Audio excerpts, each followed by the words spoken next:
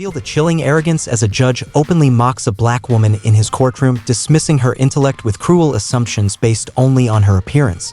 Night school, he sneered, wielding his power with casual disdain. But he had no clue who stood before him. Seconds later, her calm, devastating revelation of her true identity, a renowned Yale Law Professor, a leading expert on justice itself, leaves him utterly speechless, his shocking bias exposed before everyone. Witness this electrifying moment where prejudice collides with undeniable authority. The air in Courtroom 3B of the Franklin County Municipal Courthouse hung thick and heavy, smelling faintly of stale coffee, disinfectant, and the low-grade anxiety that permeated such places. It was a Tuesday morning in late October, the kind where the crispness outside felt like a mocking contrast to the stuffy, fluorescent-lit reality within.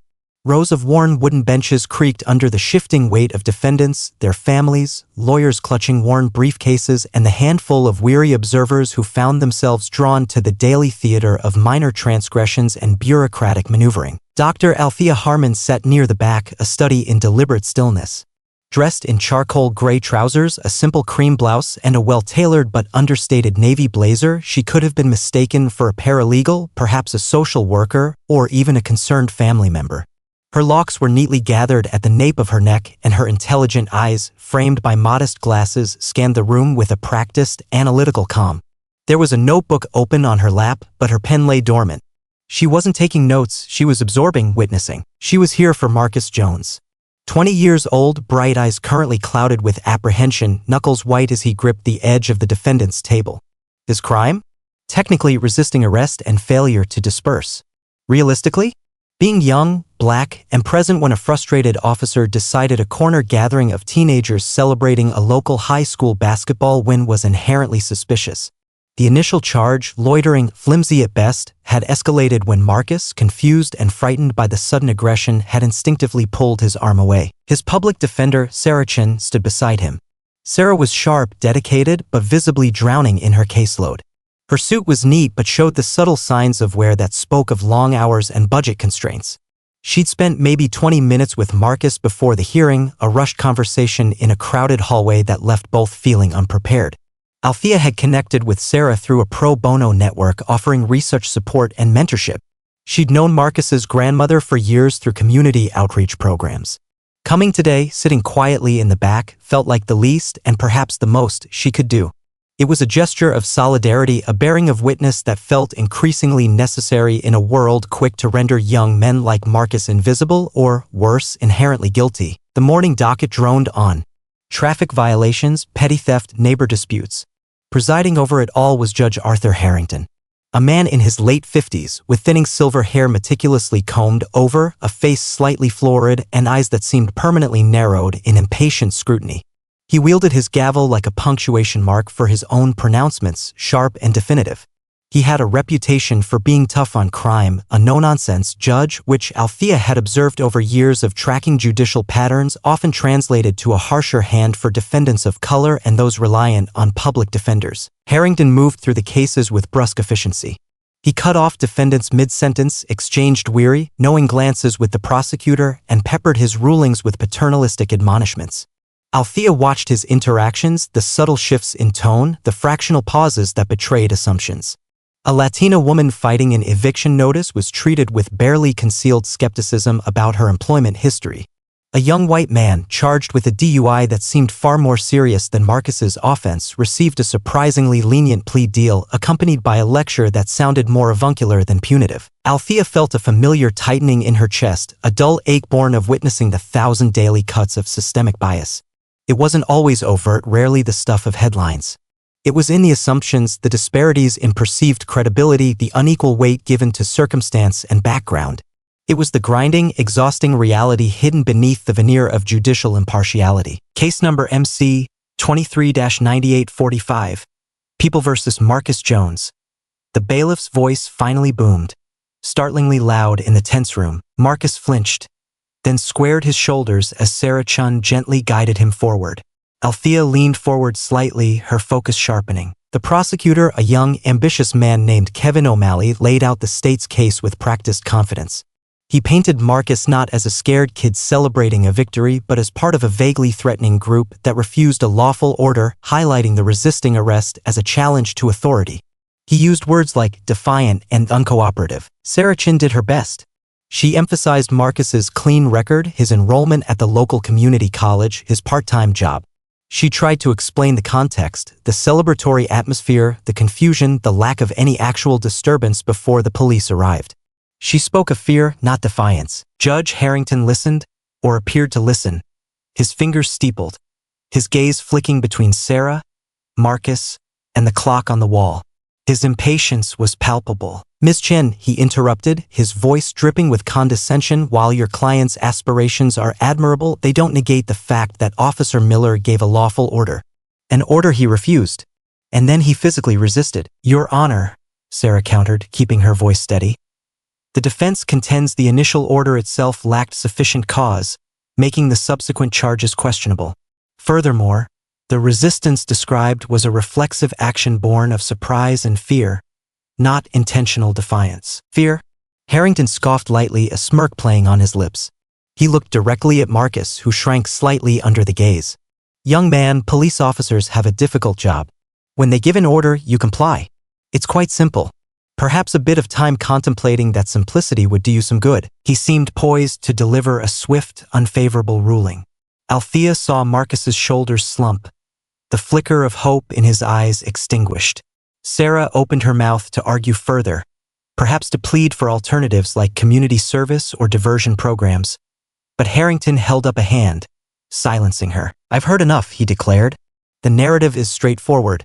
Failure to comply, resisting arrest. These aren't suggestions, Mr. Jones, they are laws." He glanced down at the papers before him, then back up, his gaze sweeping the courtroom. It was then that his eyes landed on Althea Harmon. She hadn't moved, hadn't made a sound, but her focused attention, her quiet intensity, seemed to snag his notice. Perhaps it was the intelligence in her gaze, the subtle air of assessment that didn't quite fit his neat categories for courtroom observers. He frowned, a slight furrow in his brow. He likely assumed she was family, perhaps another supporter waiting to offer tearful pleas for leniency he found tedious. His gaze lingered for a second longer than necessary, a flicker of something, annoyance? Curiosity? Dismissal? Crossing his face before he returned his attention to the front, but the seed of notice had been planted. Althea felt it, a subtle shift in the courtroom's energy field. She met his fleeting glance with a steady, unreadable expression, her mind already racing, calculating the potential cost of intervention against the rising tide of injustice threatening to swamp Marcus Jones. The air thickened further. The gavel lay heavy on the judge's bench, poised to fall. Judge Harrington cleared his throat, preparing to deliver his verdict on Marcus Jones. The courtroom held its breath. Sarah Chan stood braced, her expression a mixture of frustration and resignation. Marcus stared at his worn sneakers, seemingly tracing the patterns on the scuffed linoleum floor. Given the testimony, Harrington began, his voice regaining its authoritative tone, and considering the importance of respect for law enforcement, I find the charges substantiated. Mr. Jones, this kind of behavior cannot be tolerated. It was then that Althea Harmon stood up. She did it quietly, without fanfare, but the simple act of rising drew immediate attention in the hushed room. Heads turned. The bailiff, a stout man named Henderson with weary eyes, shifted his weight, his hand instinctively moving closer to his hip. Sarah Chin glanced back, surprised. Marcus looked up, his eyes wide with confusion. Judge Harrington stopped mid-sentence, his eyes snapping towards the back row. His initial frown deepened into a look of distinct irritation. An interruption, especially from the gallery, was a breach of protocol he did not appreciate. "Excuse me?" he said sharply, his voice cutting through the silence. "Do you have business with this court, madam?" Althea took a slow, deliberate breath. Her voice, when she spoke, was calm, clear, and carried easily across the room, devoid of tremor or deference. "Your Honor, with the court's indulgence, I believe there may be relevant context regarding procedural norms and implicit bias research that could inform the court's perspective on this specific interaction, particularly concerning juvenile and young adult encounters with law enforcement in stressed situations." A low murmur rippled through the benches. People exchanged glances. Who was this woman? What was she talking about? Harrington's face flushed slightly. He clearly interpreted her words, polite as they were, as a direct challenge to his authority and judgment. His eyes narrowed, sweeping over her simple attire, her unassuming presence. His expression curdled into one of overt condescension. "Madam," he said, leaning forward, his voice laced with sarcasm, "this is a court of law, not a university seminar. We deal with facts and statutes here, not implicit bias research. He practically spat the last words as if they were distasteful jargon imported from an irrelevant world. "And frankly," he continued, his gaze pointedly critical, "unless you are counsel of record or a sworn witness, your perspective is neither solicited nor required. We have procedures here. Perhaps you are unfamiliar with them." He paused, clearly expecting her to shrink back, intimidated or embarrassed. He looked her up and down again, a dismissive gesture meant to diminish her standing in the eyes of everyone present. "Now, unless you have official business, I suggest you sit down and allow the court to proceed. Or," he added, a menacing edge creeping into his tone, "Bailiff Henderson can escort you out." Althea Harmon did not sit down. She did not flinch. The quiet dignity that enveloped her seemed to solidify, becoming an almost palpable force. The look in her eyes wasn't anger. Not yet. It was a profound, weary disappointment, mixed with a steely resolve. She had hoped it wouldn't come to this, had hoped the system, however flawed, might offer a glimpse of fairness without needing a dramatic intervention. But the judge's open mockery, his blatant dismissal not just of her, but of the very concepts crucial to understanding Marcus's situation, had crossed a line. "Your Honor," she repeated, her voice still level but now carrying an undeniable weight. "My familiarity with courtroom procedure is quite extensive, as is my familiarity with the established body of legal scholarship and sociological data concerning the very issues at play in Mr. Jones's case, issues that directly impact the interpretation of facts and the application of statutes." Her precision, her refusal to be cowed, seemed to further infuriate Judge Harrington. He saw a black woman, seemingly unremarkable, daring to lecture him in his own courtroom, challenging his narrative, questioning his judgment with academic terminology he clearly disdained. His prejudice, simmering beneath the surface, boiled over into open derision. "Extensive familiarity?" he echoed, a harsh, barking laugh escaping him. It wasn't a laugh of humor, but of ridicule. "And where, pray tell, did you acquire this extensive familiarity? Night school? Watching courtroom dramas on television?" The laughter, though brief, was ugly. It hung in the air, sharp and cruel. Several people in the courtroom shifted uncomfortably. Sarah Chun looked horrified. Bailiff Henderson's expression became stony, unreadable. Marcus Jones looked from the judge to Althea, a dawning awareness, or perhaps just confusion on his face. Harrington leaned back in his chair, a smug look settling on his features. He thought he had effectively silenced her with public humiliation. He gestured dismissively. "Sit down, now, or I will have you removed for contempt." The air crackled with tension. Everyone watched Althea Harmon, waiting for her reaction. Would she retreat? Would she argue back? Would she be forcibly removed, a minor spectacle in the day's proceedings? Althea held his gaze. The disappointment in her eyes was now tinged with something else, a quiet fire. The weight of countless similar moments, witnessed or experienced, seemed to gather behind her words. The mockery wasn't just personal, it was an attack on the legitimacy of her knowledge, her experience, her very presence in a space he commanded. It was an echo of dismissals faced by generations before her. She took another slow breath, centering herself. The pen still lay dormant on her notebook. Her true testimony wouldn't be written there. It was about to be spoken. The silence stretched, taut and brittle. Judge Harrington glared, waiting for Althea Harmon's compliance or defiance. Bailiff Henderson took a half-step forward, his posture signaling readiness but his eyes betraying a flicker of unease. He'd seen Harrington's temper before, but there was something different about this woman, something in her unwavering composure that gave him pause. Sarah Chun, standing beside Marcus, felt a surge of adrenaline mixed with dread. She admired the woman's courage but feared the repercussions for her client, for herself, for the woman herself. Contempt charges were no small matter.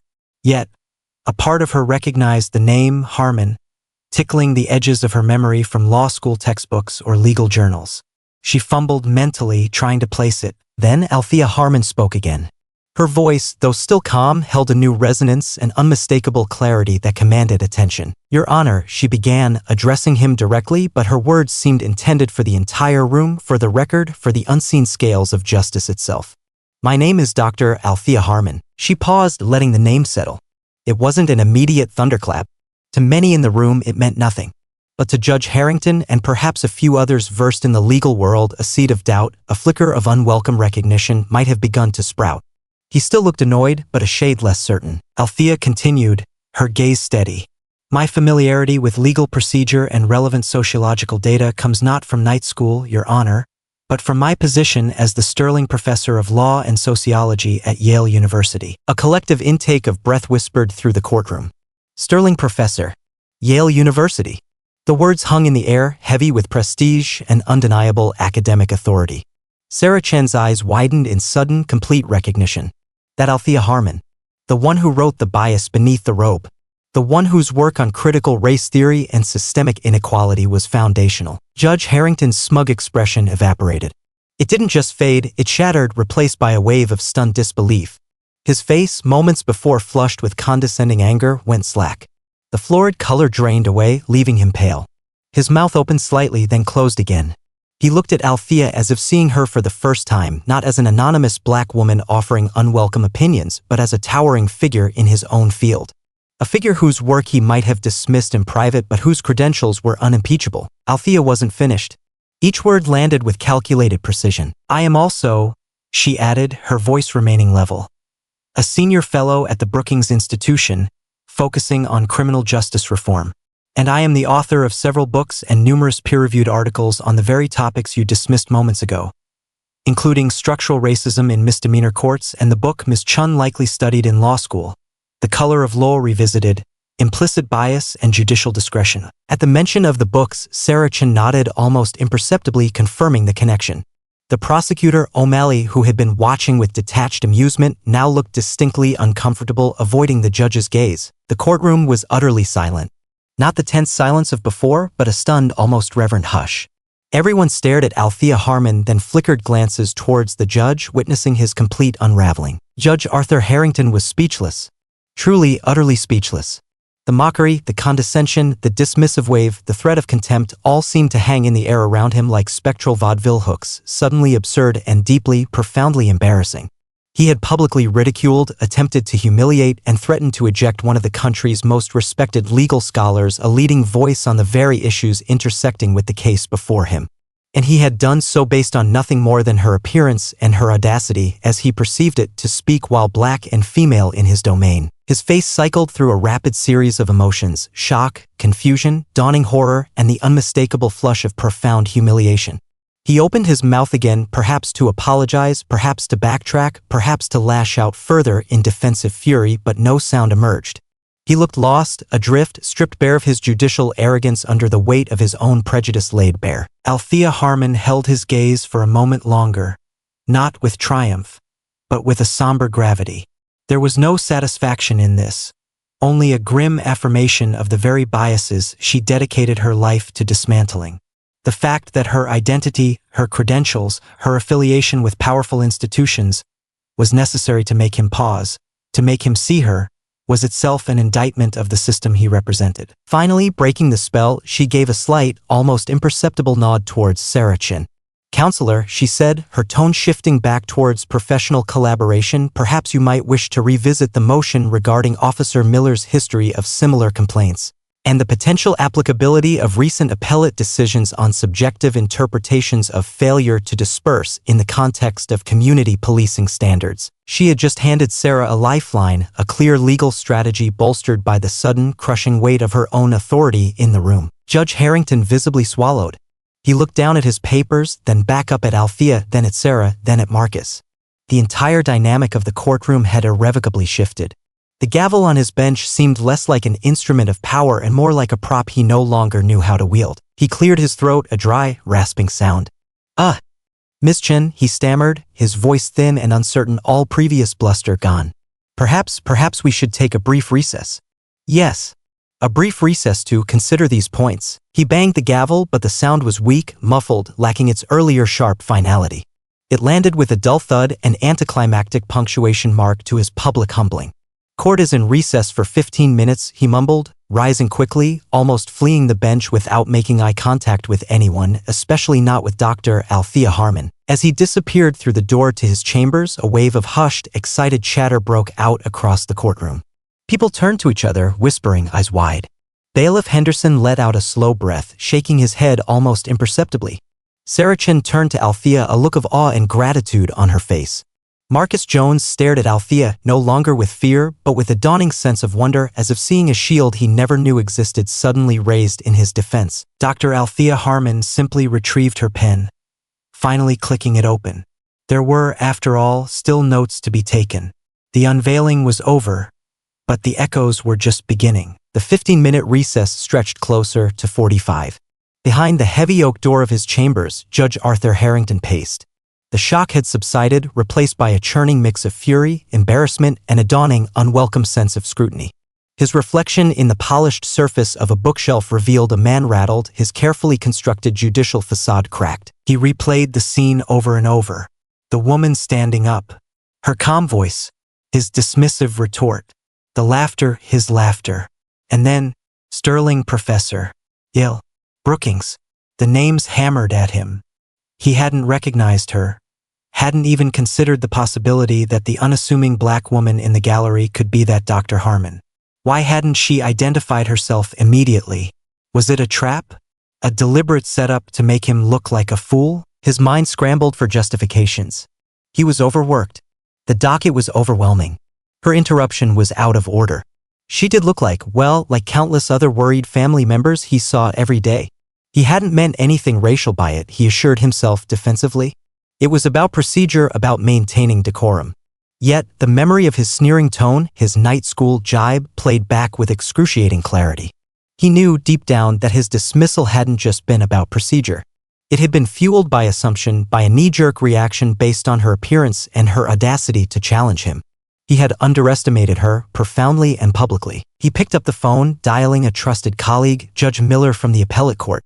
Jim, he began, trying to keep his voice steady, had a bit of an unusual situation in court this morning.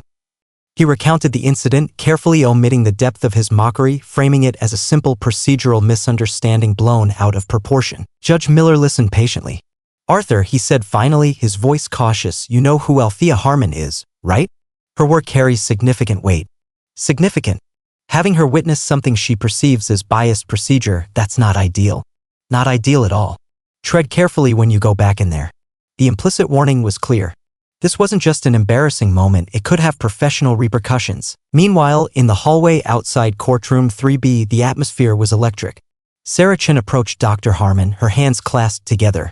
Dr. Harmon, I can't thank you enough. I use your book in the clinic I volunteer at. To have you here and what you did.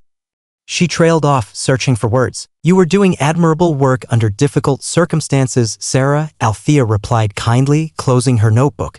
Sometimes the system needs a jolt to remember its own stated principles. She turned to Marcus, who stood awkwardly beside Sarah, looking overwhelmed. Marcus, she said softly, her tone shifting from academic to something warmer, more personal. That was frightening, I know.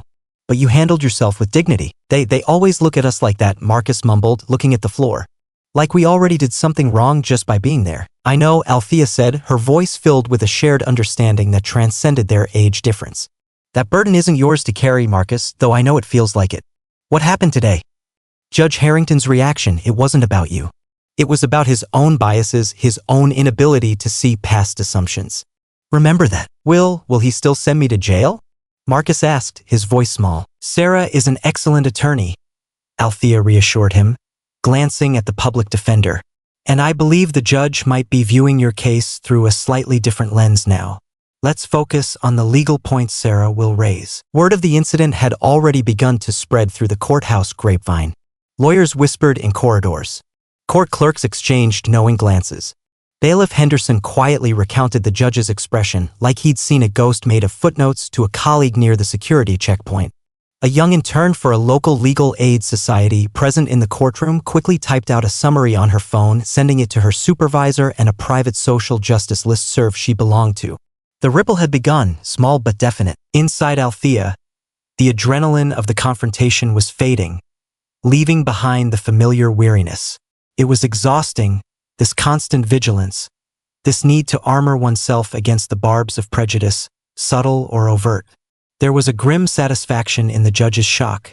Yes, but it was overshadowed by the profound sadness that such a confrontation was necessary. Her credentials, her institutional power, These were the keys that had unlocked the judge's ears. Not the simple justice of Marcus's situation or the validity of her initial point about bias research. What about all the Marcus Joneses who didn't have a Yale professor quietly observing in the back row?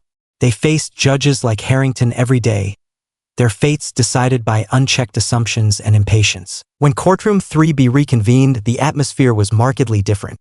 Judge Harrington returned to the bench looking subdued, almost chastened. His gaze studiously avoided Dr. Harmon, who had resumed her seat in the back, notebook open, pen poised.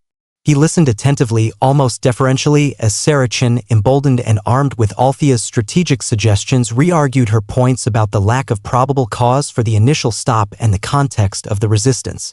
She mentioned Officer Miller's complaint history, previously dismissed but now seeming relevant. Judge Harrington conferred briefly with the prosecutor, O'Malley, whose earlier confidence had visibly deflated. After a few moments, Harrington addressed Marcus, his tone devoid of its earlier condescension. "Mr. Jones," he said, his voice flat, "having reconsidered the arguments and in light of certain procedural ambiguities, the court finds insufficient evidence to proceed on the charge of resisting arrest. The failure to disperse charge will be adjudicated through participation in a community diversion program. Successful completion will result in dismissal. Case adjourned." He banged the gavel quickly, decisively this time, perhaps eager to put the entire episode behind him. Marcus looked stunned, then relief washed over his face. Sarah gave his arm a squeeze, relief evident in her own posture. As people began to file out, Althea met Sarah's grateful gaze with a nod. She watched Marcus walk out with his grandmother, who had arrived during the recess and now enveloped him in a fierce hug. This small victory felt significant yet fragile. Althea remained seated for a few moments after the room had mostly cleared, reflecting. The judge hadn't apologized. He hadn't acknowledged his bias. He had simply reacted to the unexpected presence of power, adjusting his course to minimize potential fallout. Had he learned anything? Or would he simply be more careful, more adept at masking his prejudices in the future? She thought about the ripple effect. The story would likely circulate within legal and academic circles. It might become an anecdote illustrating implicit bias, a cautionary tale for judges. Perhaps it would subtly influence behavior, make someone else pause before making a snap judgment. But systemic change? That required more than one dramatic courtroom moment. It required constant pressure, policy reform, difficult conversations, and the tireless work of people like Sarah Chin, day in and day out, often without recognition or dramatic unveilings. She finally closed her notebook and stood up. As she walked towards the exit, Bailiff Henderson caught her eye. He gave her a slow, deliberate nod, a silent acknowledgement that held layers of meaning, respect, understanding, perhaps even a shared weariness of witnessing the system's flaws up close for so long. Althea nodded back, a silent communion passing between them. The courtroom drama was over, but the larger struggle, the one she dedicated her life to, continued. Today was just one battle, one echo in the long, resonant fall of the gavel. Weeks turned into a month. The crispness of late October gave way to the gray chill of November. The incident in Courtroom 3B didn't make headlines in the city paper, but it resonated within specific communities. Emails circulated among legal aid organizations and civil rights groups. Law students discussed it in hushed tones after classes. A well-read legal blog published an anonymized account titled "When Credentials Challenge Contempt," sparking a lively online debate about judicial temperament and implicit bias. Judge Harrington found himself facing slightly more scrutiny from the Judicial Review Board during a routine performance evaluation, though nothing concrete came of it. He became known, among some court watchers, for a newfound, almost exaggerated politeness towards defendants of color, a careful performance that felt more like cautious self-preservation than genuine change. Dr. Althea Harmon returned to her demanding schedule at Yale, juggling lectures, research, writing, and mentoring. The memory of Judge Harrington's face, that brief, shattering moment of realization, stayed with her, not as a trophy but as a stark data point in her ongoing analysis of power, privilege, and prejudice. She incorporated the anecdote, stripped of specific names but retaining its core elements, into a lecture on microaggressions and the burden of proof often placed on marginalized individuals to justify their presence and expertise in professional spaces. Consider, she posed to a lecture hall filled with aspiring lawyers, activists, and scholars. The dynamics at play when perceived identity dictates credibility. What happens when the assumptions underpinning authority are challenged not by argument, but by the revelation of an unexpected status? It forces us to confront the uncomfortable truth that respect is often conditional, granted based on markers of power, credentials, institutional affiliation, perceived social standing, rather than inherent human dignity or the validity of one's perspective. The question we must ask ourselves is not just how to navigate these bias systems, but how to fundamentally dismantle the assumptions that create them. Her words hung in the air, challenging the students to look beyond the letter of the law to the human biases that shaped its application. She spoke of the need for vigilance, for systemic reforms like mandatory bias training for judges and prosecutors, for better funding for public defenders like Harrington, and for data collection to track disparities in sentencing and charges. But she also spoke of the importance of individual moments, of bearing witness, of speaking truth to power even when it felt risky or exhausting. Harrington, buoyed by the small victory and the connection with Dr. Harmon, felt a renewed sense of purpose. She reached out to Althea occasionally, discussing challenging cases, seeking advice on navigating the complex ethical and systemic hurdles she faced daily. Althea connected her with resources, other mentors, and funding opportunities for a pilot project Sarah wanted to launch, providing enhanced support for young defendants caught in the misdemeanor system. The encounter in Courtroom 3B hadn't magically solved the overwhelming problems of the public defense system, but it had forged an alliance, a small node of resistance and support. Marcus Jones successfully completed his diversion program. The charges were dismissed, leaving his record clean. The experience, however, left an indelible mark. He became more acutely aware of the systemic forces that had nearly derailed his future over a minor incident blown out of proportion. He started attending community meetings focused on police reform, initially just listening, then gradually finding his voice. He spoke to Althea a couple of times, sharing his progress at college and his tentative steps into advocacy. She listened, offered encouragement, and connected him with youth organizing groups. His journey wasn't predetermined, but the courtroom encounter, terrifying as it was, had inadvertently catalyzed a deeper engagement with the issues that shaped his life and the lives of those around him. He was learning that his voice, too, had weight. Althea found herself reflecting on Judge Harrington. Had the experience changed him in any meaningful way? Perhaps not fundamentally. People deeply entrenched in their privilege rarely underwent Damascus Road conversions based on a single embarrassing incident. But maybe, just maybe, a seed of doubt had been planted. Maybe the next time a black woman stood before him, he would hesitate before resorting to mockery. Maybe he would question his initial assumptions, even if only for a fleeting second. Perhaps that hesitation, that brief flicker of doubt, was the most one could realistically hope for from such an encounter. Lasting change required more sustained pressure, institutional accountability, and a broader societal reckoning with the deep roots of racial inequality. One snowy evening in early December, Althea sat in her university office, surrounded by books and papers, the glow of her desk lamp casting long shadows. She was reviewing draft legislation aimed at reforming bail practices. It was slow, meticulous work, far removed from the dramatic tension of a courtroom confrontation. Yet, she knew both were essential. The quiet, persistent work of research, writing, and policy advocacy laid the groundwork for change, while moments of direct challenge, like the one in Courtroom 3B, could sometimes crack open the facade, exposing the rot underneath and creating space for new possibilities. She thought of Marcus, finding his voice, of Sarah, fighting the good fight with renewed vigor, of Bailiff Henderson's silent nod of acknowledgement, of the students in her lecture hall, grappling with difficult truths, of Judge Harrington, perhaps now navigating his courtroom with a newfound, if reluctant, caution. The path forward wasn't a straight line. It was a complex tapestry woven from individual struggles, systemic challenges, setbacks, and small, hard-won victories. It required both the thunderclap of confrontation and the patient, persistent work of building something better. Her story, the one she lived and the ones she wrote, was never about easy answers or neat resolutions. It was about illuminating the struggle, honoring the resilience of those who fought for justice, and challenging readers, challenging America to confront uncomfortable truths. It was about understanding that the echoes of a gavel's fall could reverberate far beyond the courtroom walls, shaping lives, revealing biases, and, sometimes, sparking the slow, arduous, but essential work of change. The work was far from over. She picked up her pen, ready to write the next chapter, both on the page and in the world. The silence needed to be filled, not with speechless shock, but with the steady, determined voices demanding justice.